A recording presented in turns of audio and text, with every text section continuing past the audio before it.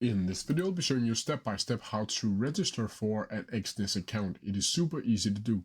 So the first thing you need to do is open up your favorite browser and then go up and search for Exness, like so. From here, it should bring something like this.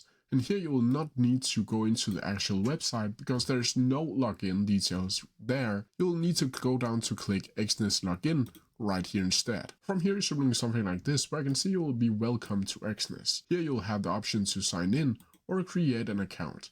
And if you want to register or create an account, you'll need to enter your country of residence, you'll need to enter your email address and the password. From here, you can also enter your Google information and sign in that way if you want to do that. Then from here, you'll simply just need to click create. And then from here, you'll be able to choose from different trading accounts, either a demo account where you'll automatically get 10,000 virtual money, you'll have full access to the terminal, and you will not be able to withdraw the money. With a real account, on the other hand, you will trade with real money, full access to the terminal, and instant automated withdrawals. You can choose between one of these depending on what type of trader you want to be. But that's how you do it. If you have no questions about it, please leave them down in the comment section below and I'll try my best to answer them as quickly as possible. See ya!